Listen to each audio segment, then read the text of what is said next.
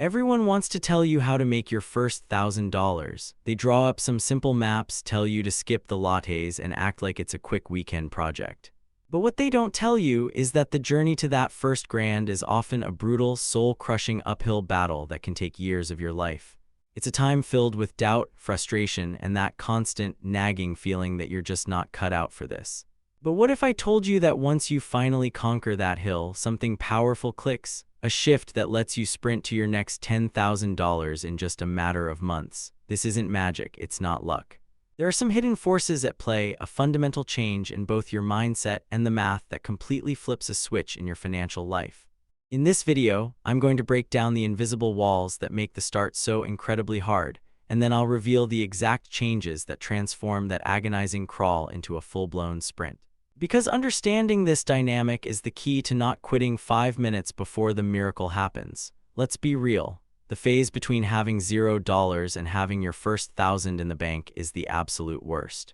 It feels like you're trying to fill a bathtub with a leaky eyedropper. You work hard at your job, you say no to going out with friends, you pack your lunch instead of buying it, and at the end of the month, you manage to scrape together an extra 50 or $100.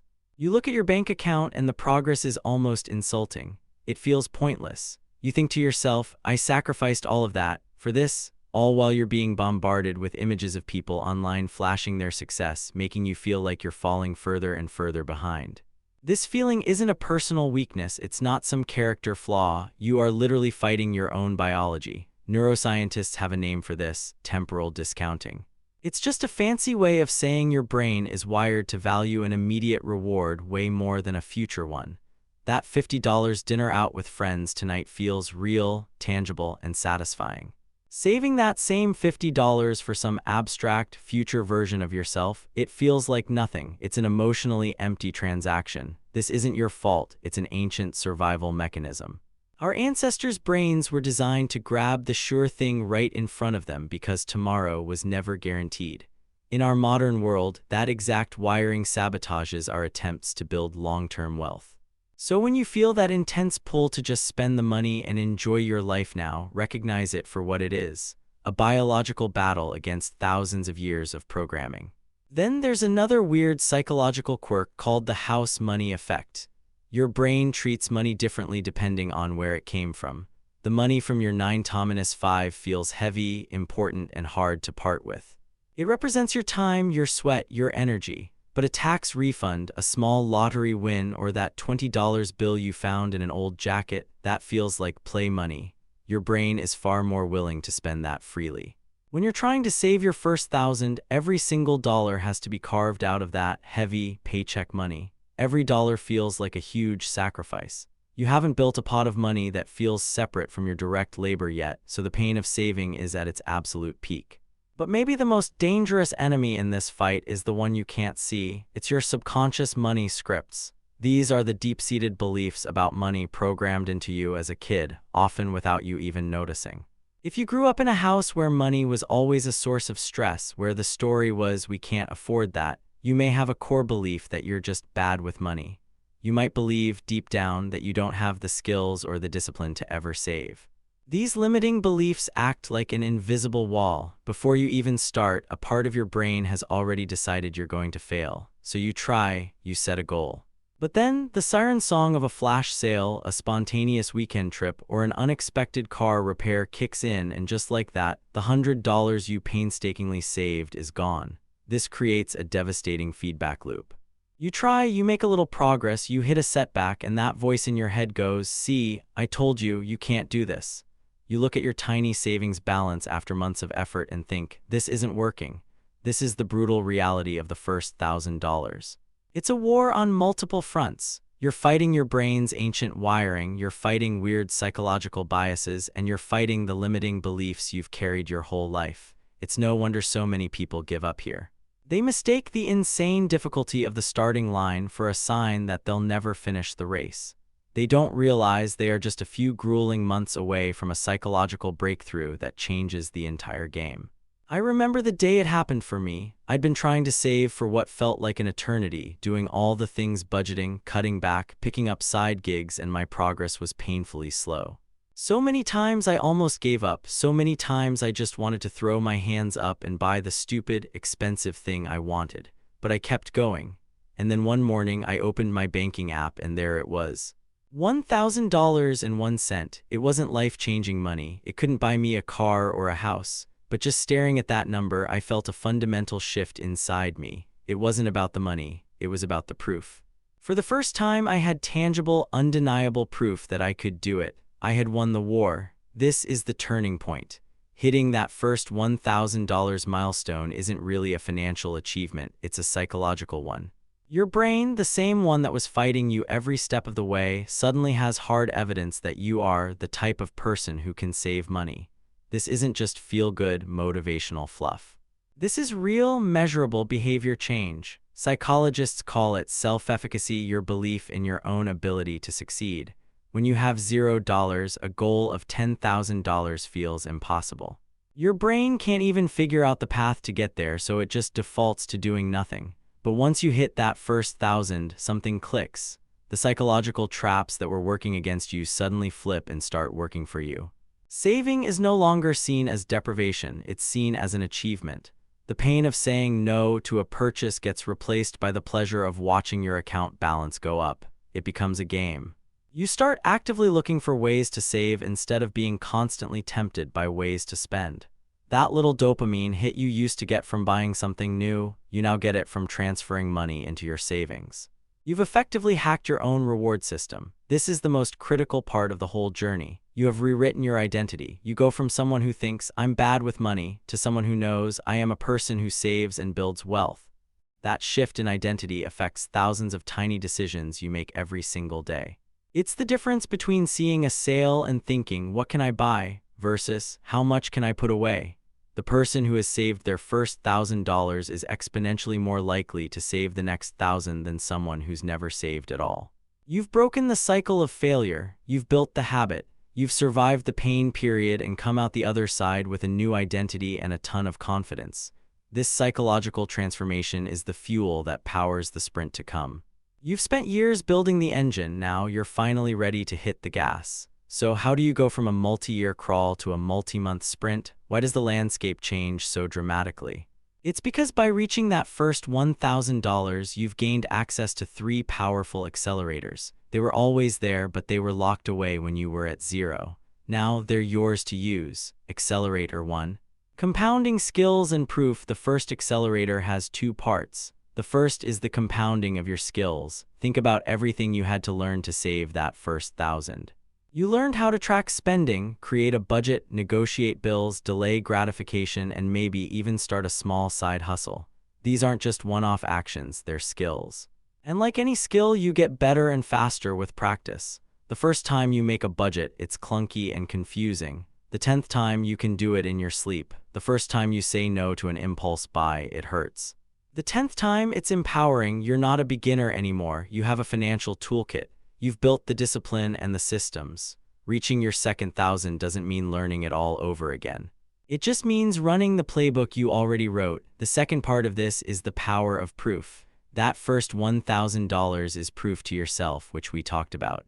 But if you earned any of that money through a service, freelance, writing, design, consulting, that money is now proof to others. You have a result. You have a testimonial. When you're starting with nothing, you have to beg people to take a chance on you for pocket change.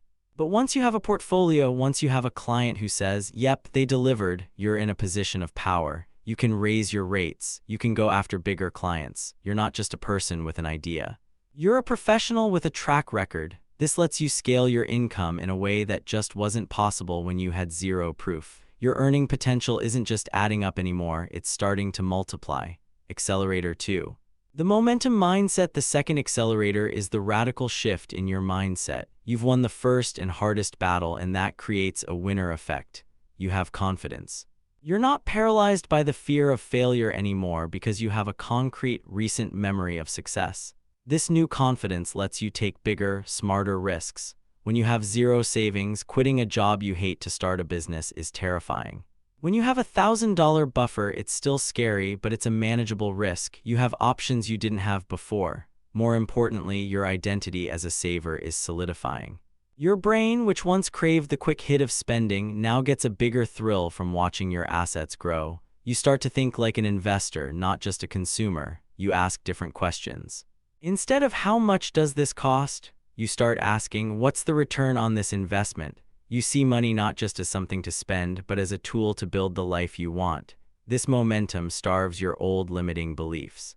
The belief that I'm just not good with money can't survive when it's staring at a growing savings account. The belief that I'll never get ahead withers when you see that you are getting ahead month after month. You are replacing old, weak stories with new, powerful evidence. You're not just saving money, you're building a fortress of self-belief that protects you from the doubts that used to ruin your progress. If this is hitting home for you, if you've ever felt that soul-crushing struggle, do me a favor and hit that like button right now. It tells the algorithm and me that this is the kind of real, honest conversation about money you want to see more of. And if you are in that brutal climb to your first $1,000 right now, I want you to go down to the comments and write, "I'm building the foundation." Let's acknowledge the incredible work you're doing. You are in the hardest part, and you deserve to be recognized for it. Accelerator 3, the math finally becomes your best friend. This third accelerator is the most exciting one because it's where your efforts start to multiply all by themselves.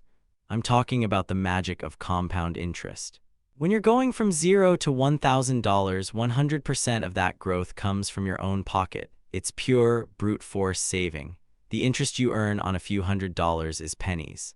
It's mathematically insignificant and, frankly, depressing.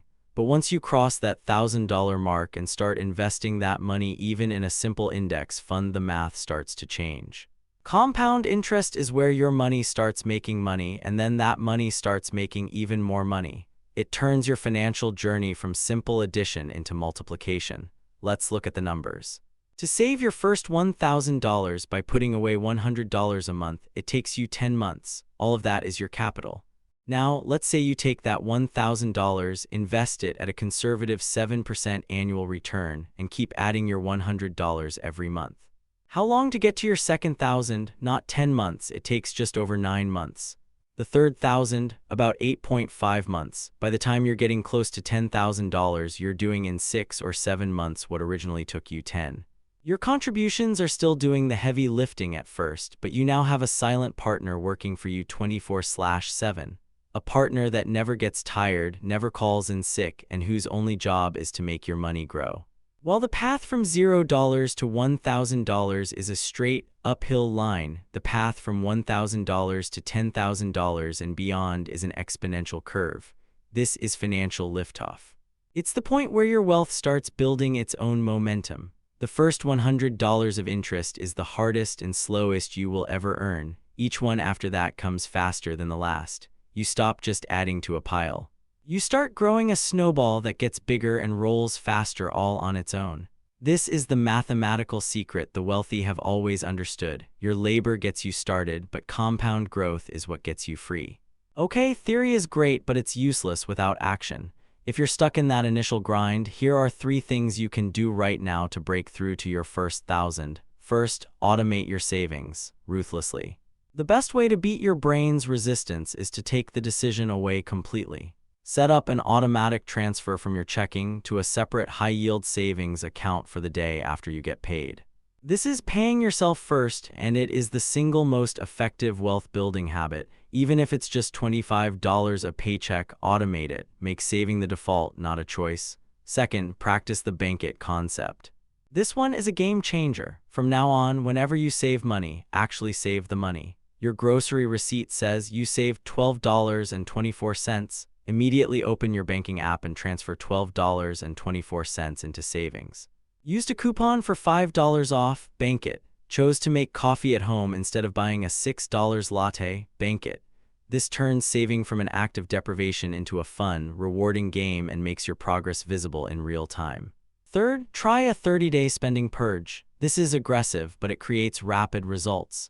Pick one major spending category that's a weakness for you. For a lot of us, it's eating out or food delivery apps, and cut it out completely for 30 days.